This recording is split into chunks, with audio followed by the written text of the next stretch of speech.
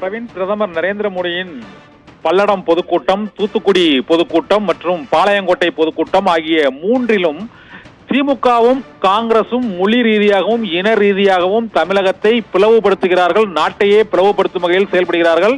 இந்த தேர்தலுக்கு பிறகு இரண்டு கட்சிகளும் காணாமல் போய்விடும், திமுகவை ஒழித்துவிட வேண்டும் என்றும் பிரதமர் நரேந்திர மோடி பேசியதற்கு முதலமைச்சர் மு.க.ஸ்டாலின் என்று விடுத்துள்ள அறிக்கையில் பதில் அளித்துள்ளார். அதில் அவர்களின் வார்த்தையிலேயே கூறுவதென்றால் இந்த தேர்தலுக்கு பிறகு பாரதிய ஜனதா கட்சியே இல்லாமல் போய்விடும் என்றும், பிரதமரின் முகத்தில் தோல்வி பயம் தெரிகிறது என்றும், ஒரு பிரதமர் இந்த அளவுக்கு அவரது தகுதியில் இருந்து இறங்கி பேசுவதை ஏற்றுக்கொள்ள இயலாது என்றும், திமுகவை அழித்துவிட வேண்டும் என்று நினைத்தவர்கள் எல்லாம் என்ன ஆனார்கள் என்பது தமிழகத்தின் வரலாற்றை தெரிந்தவருக்கு தெரியும் என்று கடும் கண்டனம் தெரிவித்து பிரதமர் நரேந்திர மோடிக்கு பதிலளித்து முதலமைச்சர் மு.க.ஸ்டாலின் தற்போது அறிக்கை வெளியிட்டிருக்கிறார்.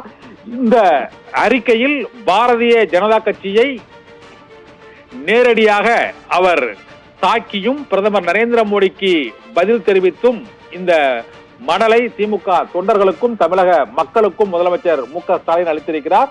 பிரதமர் நரேந்திர மோடி திமுக என்ற கட்சியே தேர்தலுக்கு பிறகு காணாமல் போய்விடும் என்றும், வாரிசு அரசியல், குடும்ப அரசியலுக்கு முடிவு கட்டி திமுகவை ஒழிக்க வேண்டும் என்ற துணியில் பிரதமர் நரேந்திர மோடி பேசி இருப்பது அவரது பதவிக்கு அழகல்ல என்றும் முதலமைச்சர் மு.க.ஸ்டாலின் விடுத்துள்ள அந்த அறிக்கையில் தெரிவித்திருக்கிறார். தோல்வி பயத்தில் தான் பிரதமர் நரேந்திர மோடி இவ்வாறு திமுக அரசு பற்றியும் திமுக ஆட்சி பற்றியும் அவதூறுகளை அள்ளி வீசி இருப்பதாகவும் அவர் கூறியிருக்கிறார்.